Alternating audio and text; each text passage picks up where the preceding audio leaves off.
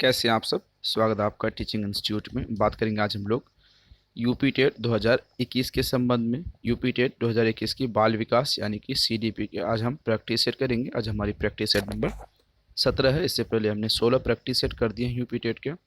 हमने lecture videos कर दिए हैं। हमने CDP, EVS, maths, Hindi, English सभी का lecture video and practice set सभी का आपको डेली लाइव क्लास मिलती रहती है। तो आप हमारे चैनल को ज्वाइन कर लें, चैनल को सब्सक्राइब करके बेल आइकन को प्रेस कर लें। तो चलिए आज का पहला क्वेश्चन हम लोग देखेंगे। आज हम प्रीवियस ईयर के क्वेश्चन देखेंगे। प्रीवियस ईयर ये क्वेश्चन 2017 के क्वेश्चन पूछा गया। ये कब का क्वेश्चन है? 15/10/2017 का ये क्वेश्चन पूछा गया है यूपी टेट में। तो चलिए इसका क्वेश्चन अब हम मोस्ट इम्पोर्टेंट 30 क्वेश्चन देखेंगे सीडीपी का। आज हम 30 क्वेश्चन कंप्लीट करेंगे। पहला क्वेश्चन देखेंगे, सीखने में प्रयास व भूल के सिद्धांत का प्रतिपादन किसने किया था? कोहलर, पावलोव, थॉर्नडाइक, गेस्टाल्ट ने। सीखने में प्रयास व त्रुटि का सिद्धांत किसने किया था? कई बार हमने आपको lecture video and practice set में पढ़ा दिए। इसका राइट आंसर आप बताइए, आपके हिसाब से राइट आंसर क्या होने हैं।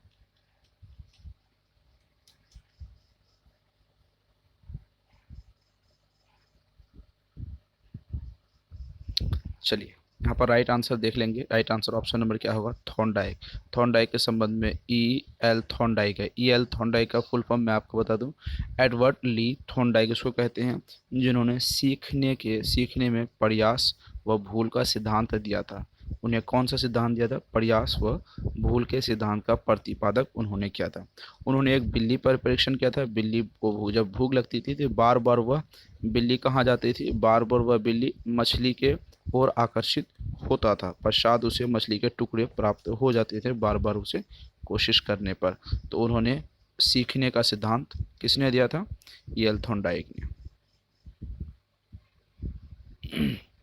सामान्यतः संयुक्त कोशिकाओं में गुणसूत्रों के जोड़े होते हैं 22, 23, 24, इनमें से कोई नहीं।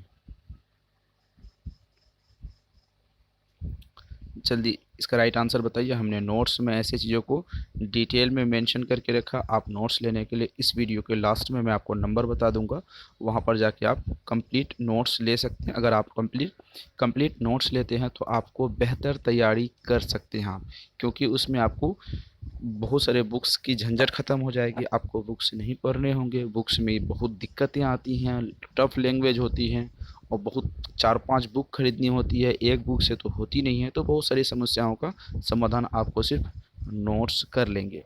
तो आप इस वीडियो के लास्ट में नंबर मिलेगा, नंबर पे मैसेज करके व्हाट्सअप करके नोट्स ले सकते हैं। तो यहाँ पर बात करते हैं, सामान्यतः गुण सूत्र में कितने जोड़े होते हैं? 23 जोड़े होते हैं। कितने जोड़े होते हैं? 23। अगर हम बात करें पूर्ण रूप से, जो युग्म होते हैं मानव के कोश में कितने होते हैं? 46 होते हैं। कितने गुण सूत्र संख्या होती है? 46 होते हैं। तो इसके यहाँ पर सामान्यतः 23 जोड़े होते हैं। ठीक है, 23 में विभाजित होते हैं। सीखने की वह अवधि जब सीखने की प्रक्रिया में कोई उन्नति नहीं होती वह कहलाती है। सीखने का वक्र, सीखने का पठार, स्मृति, अवधान क्या कहलाती है? आपको बताने हैं।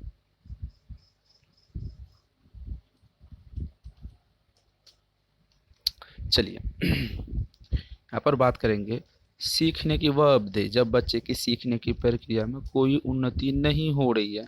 तो ये वक्र मतलब बार बार होता है। ये तो ये मतलब अगर यहाँ पर नेगेटिव क्वेश्चन है, नेगेटिव क्वेश्चन में 3 सही होंगे, 1 गलत होंगे।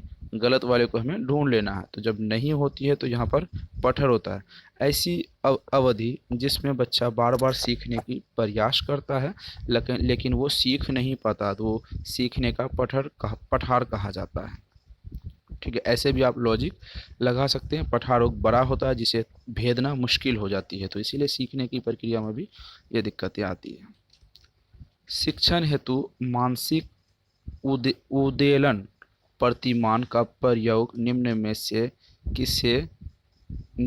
से किसके सुधार हेतु किया जाता है? समझ, अनुप्रयोग, सृजनात्मकता, समस्या समाधान। आपके सामने ऑप्शंस हैं, राइट आंसर आपको बताने हैं। सीखने की शिक्षण शिक्षण हेतु मानसिक उद्वेलन प्रतिमान का निम्न में से क्या हो, आपके हिसाब से राइट आंसर क्या होंगे? जल्दी अपना राइट आंसर बताइए।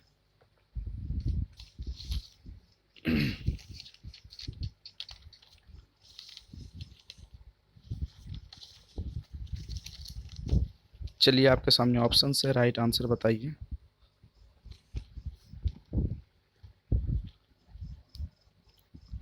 राइट आंसर आपके यहाँ पर ऑप्शन नंबर सी हो जाएगा, सृजनात्मकता। क्या हो जाएगी आप राइट आंसर आपके? सी हो जाएगी, सृजनात्मकता। ठीक है, आगे बात करेंगे हम लोग।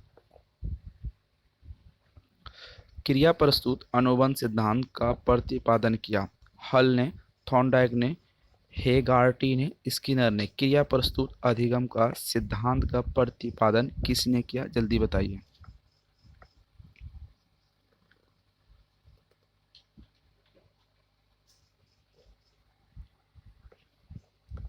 यहाँ पर राइट आंसर हो जाए क्रिया प्रस्तुत स्किनर ने कहा था। ठीक है, क्रिया प्रस्तुत अनुबंध का सिद्धांत का प्रतिपादन किसने किया था? बीएफ स्किनर ने का किया था, जो चूहे पर प्रयोग किया था। किस पर प्रयोग किया था? चूहे पर प्रयोग किया था। चूहों को एक बॉक्स में बंद कर देते थे, उसे स्किनर बॉक्स भी कहते हैं। ठीक है, स्किनर बॉक्स भी उसे कहते हैं। इस सिद्धांत पर सरल बनाने के लिए छोटे छोटे खंडों में बांट देते थे वो। अधिगम शीघ्र एवं प्रभावकारी हो, क्रिया प्रस्तुत अनुबंधन का यही सिद्धांत होता था। Option number D right answer हो जाएंगे। कोहलर निम्न में से किससे संबंधित है? अभिप्रेरणा का सिद्धांत, विकास का सिद्धांत, व्यक्तित्व का सिद्धांत, अधिगम का सिद्धांत। कोहलर इनमें से किससे संबंधित है? आपको राइट आंसर बताने हैं। जब हम लेक्चर वीडियोस कर रहे थे आपके लिए, लेक्चर वीडियो में आपको यहाँ पर हम बताए थे कोहलर किससे संबंधित है। आपको राइट आंसर जल्दी बताने हैं। कोहलर अधिगम का सिद्धांत से संबंधित है। ठीक है, अधिगम का सिद्धांत से संबंधित है। प्रसिद्ध मनोवैज्ञानिक थे वो। कोहलर ने अंतर्दृष्टि व सूझ का सिद्धांत दिया था, जो अधिगम के सिद्धांत के अंतर्गत आता है। सूझ व अंतर्दृष्टि का सिद्धांत दिया था। हमने लेक्चर वीडियोस में डिटेल में इसके बात कर चुके हैं। बुद्धि के तरल क्रिस्टलीय प्रतिमान के प्रतिपादक कौन थे? कैटल, थॉर्नडाइक, वर्नन, स्किनर ने। बुद्धि के तरल क्रिस्टलीय प्रतिमान के प्रतिपादक कौन थे? हमने नोट्स में आपको पहले बता दिया था कौन है। नोट्स लेने, अगर मैं आपको बार बार कहता हूं, आप नोट्स लेंगे तो आपके लिए बेहतर हो जाएंगे। यहाँ पर right answer option number A हो जाएगा। बुद्धि के तरल क्रिस्टलीय प्रतिमान किसे कहते हैं? ऑप्शन नंबर ए हो जाएगा, कैटेल को। आगे बात करते हैं। संज्ञानात्मक उत्पत्ति का स्तर है ज्ञान, बोध, अनुप्रयोग, विश्लेषण। संज्ञानात्मक उत्पत्ति का स्तर है।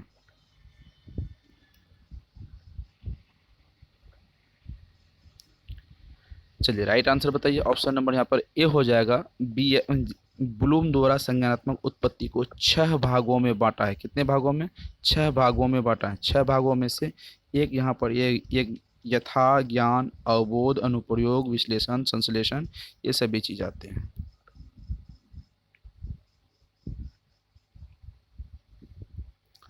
गोलमैन निम्न में से किससे संबंधित है? सामाजिक बुद्धि, संवेगात्मक बुद्धि, आध्यात्मिक बुद्धि और सामान्य बुद्धि। गोलमैन किससे संबंधित है?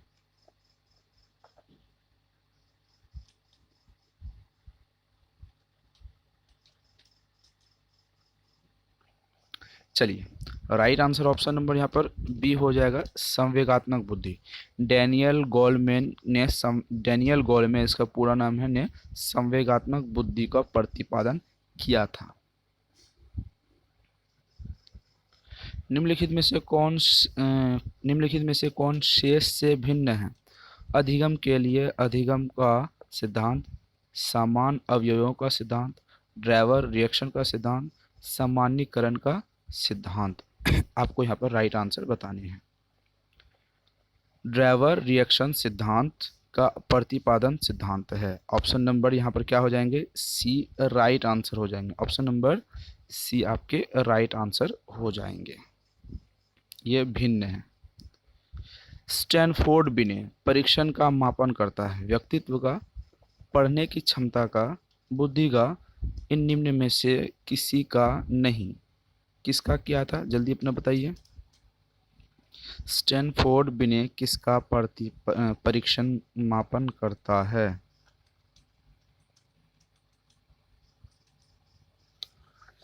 यहाँ पर राइट आंसर हो जाएंगे स्टैनफोर्ड बिने किसका मापन करता है? बुद्धि का करता है। बुद्धि एक औसत या उच्च हो सकती है। स्टैनफोर्ड बिने ने इसे माना था।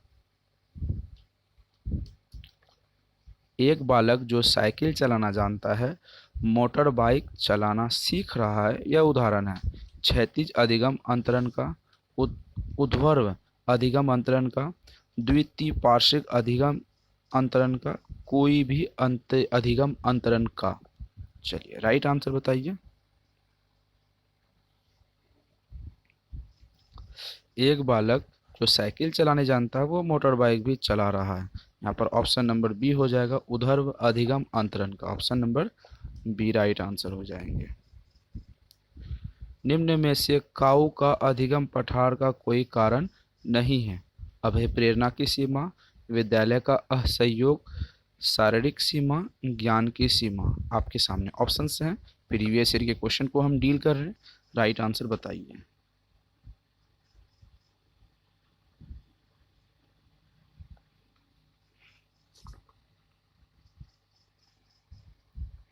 यहाँ पर राइट आंसर आपके ऑप्शन नंबर क्या हो जाएंगे? बी हो जाएंगे विद्यालय का असहयोग। जब भी अधिगम पठर आती है, पठर का मतलब होता है रोकना या रुकावट ठीक है। तो जब पठर की बात आती है तो यह असहयोग से भी ये हो सकती है। किससे हो सकती है? असहयोग से ही हो सकती है। Option number B right answer हो जाएंगे। अधिगम अनुभव और प्रशिक्षण के परिणाम स्वरूप व्यवहार में परिवर्तन है। यह कथन किसके द्वारा दिया गया है? गेट्स व अन्य, मॉर्गन एवं गीलीलैंड का, स्किनर का, क्रॉनबेक का। राइट आंसर आपके सामने है। ऑप्शंस आपके सामने है। राइट आंसर आप बताइए आपके हिसाब से क्या राइट आंसर होने हैं यहाँ पर।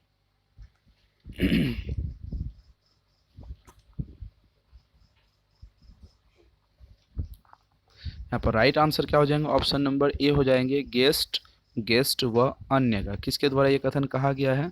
गेस्ट व अन्य के द्वारा। निम्न में से कौन सा शारीरिक विकास का एक प्रमुख नियम है? मानसिक विकास से भिन्नता का नियम, अनियमित विकास का नियम, द्रुतगामी विकास का नियम, कल्पना और संवेगात्मक संबंध से संबंधित नियम। आपके सामने ऑप्शंस हैं। राइट आंसर बताने आपको।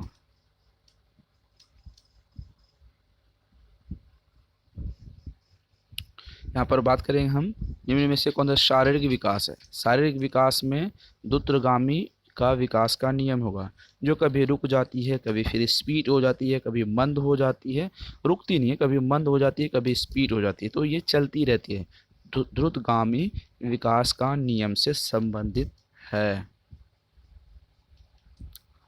अंतर्मुखी व्यक्तित्व बहिर्मुखी व्यक्तित्व का वर्गीकरण किसने किया?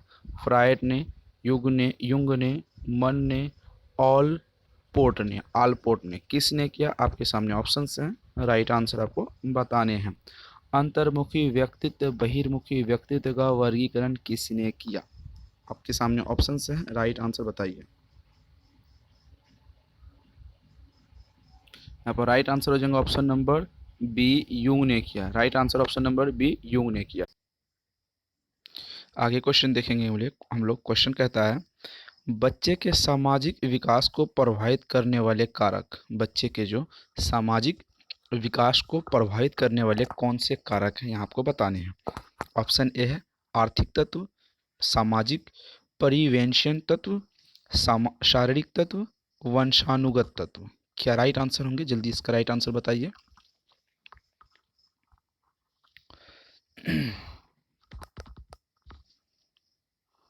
ठीक है, यहाँ पर ऑप्शन नंबर आपके बी हो जाएंगे सामाजिक परिवेशन तत्व।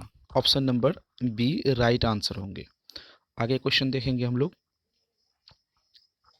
क्वेश्चन कहता है किसी दूसरी व्यक्ति की अपेक्षा एक वस्तु पर चेतना का केंद्रीयकरण अवधान है। कथन किसका है? द दवलिंबन का, रॉस का, मन का, मैकडूगल का। किसका राइट आंसर है? अपना राइट आंसर बताइए, किसका कथन है?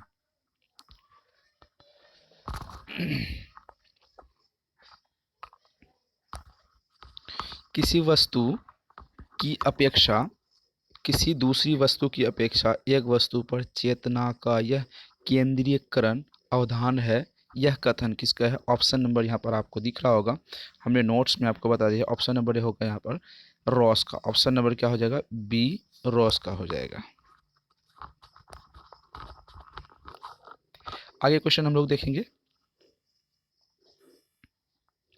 क्वेश्चन कहता है निम्न में से कौन सा सिद्धांत नहीं है? यहाँ पर नेगेटिव क्वेश्चन आपसे पूछा गया है। ऑप्शन ए है प्रतिकूलित पर्यावर्तन का सिद्धांत, निरंतर विकास का सिद्धांत, परस्पर संबंध का सिद्धांत, समान प्रतिमान का सिद्धांत। इनमें से 3 आपके सही होंगे, एक गलत होंगे। गलत वाले को आपको चुनना है। कौन सही होंगे? जल्दी राइट आंसर बताइए। यहाँ पर आप नेगेटिव क्वेश्चन है, आपको याद रखना होगा। नेगेटिव क्वेश्चन जब भी आपसे पूछेंगे तो नेगेटिव में थोड़ी उल्टी हो जाती है, पॉजिटिव क्वेश्चन आती है। तो पॉजिटिव में हम एक क्वेश्चन सही होता है उसी को ढूंढते हैं। नेगेटिव क्वेश्चन में क्या होती है? यहाँ पर 3 सही हो जाते हैं। तो निरंतरता का सिद्धांत आपको हमने पढ़ाया, परस्पर संबंध का सिद्धांत पढ़ाया, प्रतिमान का सिद्धांत पढ़ाया। हमने अनुकूलित परिवर्तन का सिद्धांत कभी नहीं पढ़ाया। जब आपको यहाँ पर ऑप्शन बी, सी, डी तीनों हमने पढ़ा दिया तो ऐसे ही होगा। ऑप्शन यहाँ पर ए गलत होगा, गलत को हम टिक मार लेंगे क्योंकि ऑप्शन नंबर ए यहाँ पर राइट आंसर होने वाले हैं।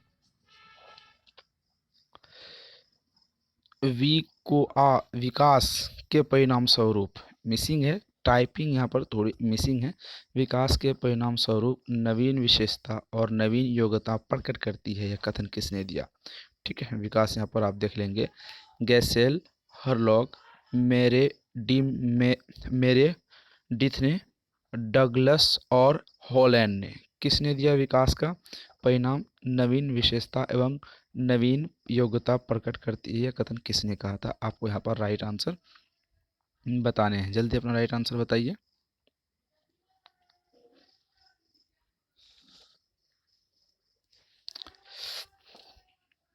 यहाँ पर राइट आंसर ऑप्शन नंबर क्या हो जाएंगे? गैसेल का। ऑप्शन नंबर ए हो जाएंगे, गैसेल का राइट आंसर हो जाएंगे। मूल प्रवृत्तियों को 14 प्रकार से किसने वर्गीकृत किया है? मूल प्रवृत्ति जो थे वो 14 प्रकार के थे। किसने इसे डिवाइडेड किया है, वर्गीकृत किया है?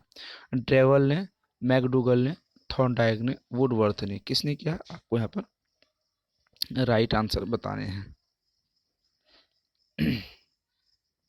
नोट्स अगर आप लेना चाहते हैं तो नोट्स के लिए आपको मैं लास्ट में एक नंबर बता दूंगा इस वीडियो के, वहाँ पर आप व्हाट्सअप करके आप कंप्लीट नोट्स वहाँ से ले सकते हैं।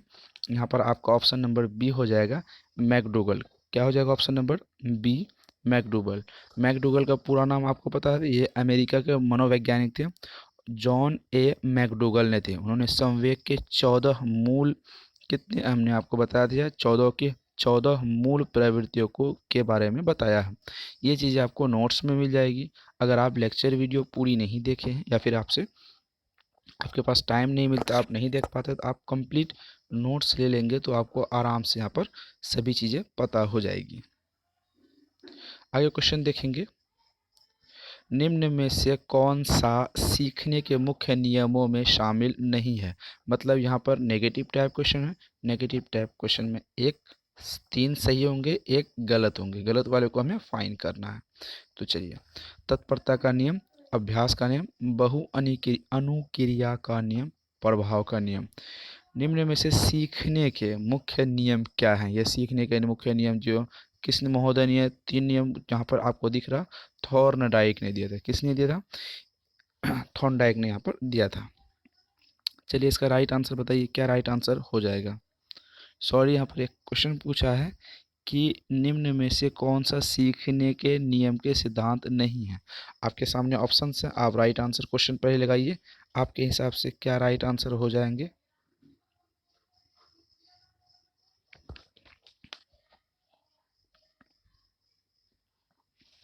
यहाँ पर राइट आंसर हो जाए तत्परता का नियम होगा, अभ्यास का नियम होगा, प्रभाव का नियम होगा। ऑप्शन नंबर सी यहाँ पर जो है, ऑप्शन नंबर सी नहीं होगा, बहु अनुक्रिया का नियम होगा। चलिए आगे बात करते हैं। 2 वर्ष से 16 वर्ष के बच्चों के लिए हिंदी में डॉक्टर एस जलोटा में कौन परीक्षण प्रतिमान किया था? डॉक्टर एस जलोटा ने कौन परीक्षण प्रतिमान किया था? अशाब्दिक बुद्धि परीक्षण, साधारण मानसिक योग्यता परीक्षण, आर्मी अल्फा परीक्षण, चित्रांकन परीक्षण। आपको यहाँ पर राइट आंसर बताने हैं। बुद्धि के 12 वर्ष से 16 वर्ष के लिए बच्चे के लिए डॉक्टर एस जलोटा ने कौन सा परीक्षण किया था? राइट आंसर आपको बताने हैं। क्या राइट आंसर होने हैं? जल्दी राइट आंसर बताइए।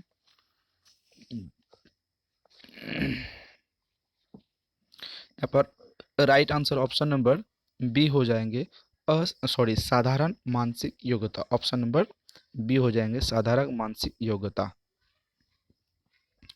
आगे बात करेंगे, इनमें से कौन सा नाम सृजन शास्त्र के पिता से जुड़ा हुआ है? Crow and crow, Galton, Ross, Woodworth. कौन ऐसा है जो सृजन शास्त्र के पिता से जुड़ा हुआ है? कौन सा ऐसा नाम है? आपको यहाँ पर नाम बताने हैं। जल्दी अपना राइट आंसर बताइए। आपके हिसाब से क्या राइट आंसर हो जाएंगे?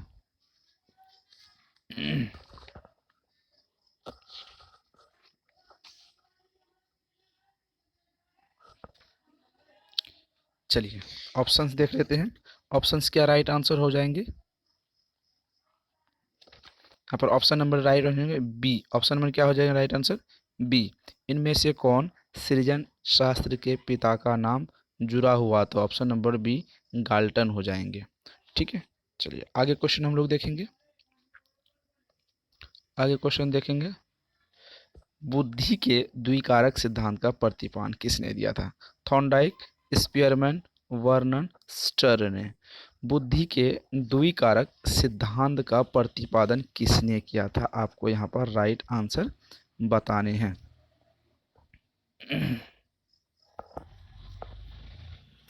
चलिए यहाँ पर राइट आंसर देख लेते हैं। तो ऑप्शन नंबर बी होगा, स्पीयरमैन ने। बुद्धि के द्विकारक सिद्धांत का स्पीयरमैन ने दिया था। सबसे पहले दिया था जी के बारे में हमने आपको बताया था कि जी एक विशिष्ट मानसिक योग्यता है और एस एक व्यक्ति की जितनी अधिक सामान्य योग्यता होती है वो है यहाँ पर। ठीक है, जी एंड एस के बारे में हमने बताया था। चलिए आगे क्वेश्चन देखते हैं। कौन सा युग्म सही नहीं है? मतलब 3 सही होंगे, 1 गलत होंगे।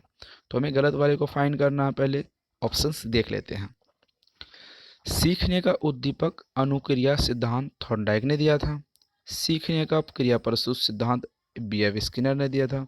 सीखने का क्लासिकल सिद्धांत पावलोव ने दिया था।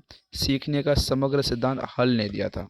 तो यहाँ पर क्वेश्चन आपके बहुत सिंपल क्वेश्चन पूछे हैं, क्योंकि ये सिद्धांत हमने बारी बारी से आपको पढ़ा दिए हैं और ये सिद्धांत आपको हमेशा एग्जाम्स में पूछे जाते हैं। आपको यहाँ पर याद करनी चाहिए।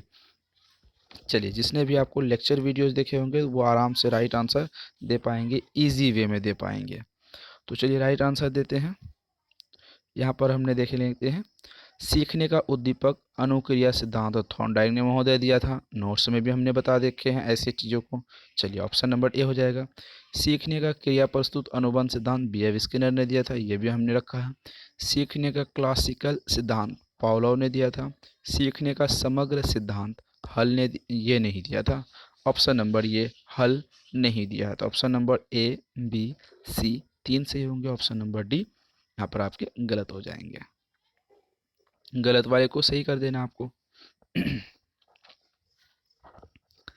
विद्रोह की भावना की प्रवृत्ति निम्न में से किस अवस्था में होते? ओह सिंपल क्वेश्चन, 5 सेकंड में इसका राइट आंसर देंगे, क्योंकि प्रैक्टिस सेट में हमने बहुत बार इसे करवा के रखा। बाल्यावस्था, शैशवावस्था, पूर्व किशोरावस्था, मध्य किशोर अवस्था। सीखने की भावना में विद्रोह की भावना में प्रवृत्ति कौन सी अवस्था में आती है? आपको यहाँ पर बताने हैं। चलिए सबसे पहले इसका राइट आंसर हो जाएगा ऑप्शन नंबर यहाँ पर डी हो जाएगा। ठीक है, क्योंकि क्रोध की अवस्था, विद्रोह की अवस्था और संघर्ष काल की अवस्था, ये अवस्था मध्य किशोर अवस्था में होती है।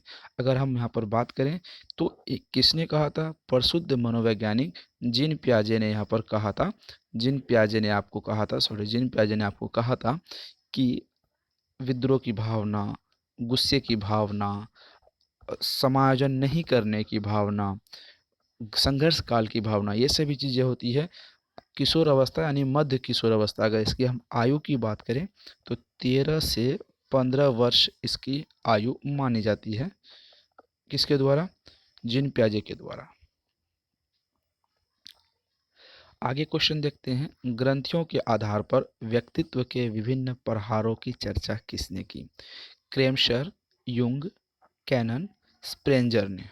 चलिए राइट आंसर आपको बताने हैं। यहाँ पर आपके हिसाब से राइट आंसर क्या हो जाएंगे?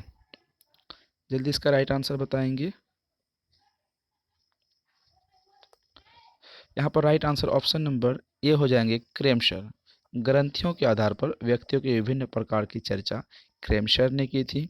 ठीक है, इसे अगर हम बात करें तो किसके नाम से जानते हैं? अंतःस्रावी ग्रंथि। कौन सा? अंतःस्रावी ग्रंथि। ठीक है, अंतःस्रावी ग्रंथि के नाम से जानते हैं, हमने कई बार इसे पढ़ चुके हैं। ठीक है, आगे हम लोग बात करेंगे सृजनात्मकता मौलिक परिमाणों को अभिव्यक्तित करने की मानसिक प्रक्रिया। यह कथन किसने दिया है?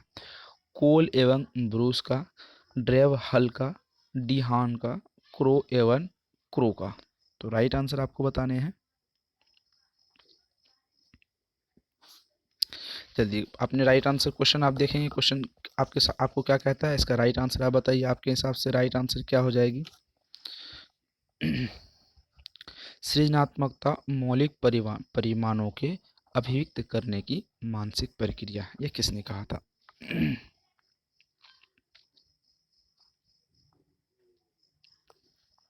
यहाँ पर right answer option number D हो जाएगा। क्रो और क्रो वाली लेक्चर वीडियो हम जब पढ़ाए थे आपको, तो वहाँ पर हमने आपको लेक्चर वीडियो में बता दिया था कि किसने कहा था, क्रो एंड क्रो ने कहा था। तो ये थी आज की हमारी मोस्ट इम्पोर्टेंट 30 क्वेश्चन जो प्रीवियस ईयर के एग्जाम्स में पूछे गए थे। 2017 में ये क्वेश्चन पूछा गया था। ठीक है, तो आपको यहाँ पर कितने मार्क्स आए? यहाँ पर मार्क्स आप कमेंट सेक्शन में बता सकते हैं या फिर इस नंबर के व्हाट्सएप ग्रुप में जाएंगे, वहाँ पर आप बता सकते हैं। हम इस बार यूपी टेट में 130 प्लस मार्क्स की प्रैक्टिस कर रहे हैं, जिससे हमारा लक्ष्य है 130 प्लस मार्क्स गेन करेंगे। इसके लिए हमने 3 स्तंभ बनाए, 3 पिलर बनाए। सबसे पहले आपको नोट्स लेनी होगी, उसके बाद आपको लेक्चर वीडियो देखनी होगी, उसके बाद आपको प्रैक्टिस सेट। ये तीनों अगर आप करते हैं तो इस बार यूपी टेट में 130 प्लस मार्क्स 100% आएंगे। नोट्स के लिए मैं आपको 7634993536 नंबर पर व्हाट्सअप करके आप कंप्लीट नोट्स ले सकते हैं। 100% सफलता अगर तीनों पिलर पर आप खड़े होते हैं तो 100% सफलता आपको मिलेगी, क्योंकि सभी चीज़ों को, सभी सब्जेक्ट की lecture videos and practice set आपको टाइम टू टाइम मिलती रहती है। तो आपको क्या करना होगा? टीचिंग इंस्टीट्यूट को यूट्यूब के चैनल को सब्सक्राइब करके बेल आइकन को प्रेस करना होगा, वीडियो को लाइक एंड शेयर जरूर करना होगा। फिर मिलते हैं अगले वीडियो में नई प्रैक्टिस सेट के साथ, नई लेक्चर वीडियोस के साथ, नई इन्फॉर्मेशन के साथ। कब फॉर्म भरने हैं, कब आपके लास्ट डेट हैं, क्या कुछ नया बदलाव आया है, क्या शासन ने बदलाव किया है, सभी संबंध में, सभी टॉपिक पर डिटेल में डिस्कस आपको डेली हम करते रहते हैं। तो फिर मिलते हैं अगले वीडियो में। Thank you.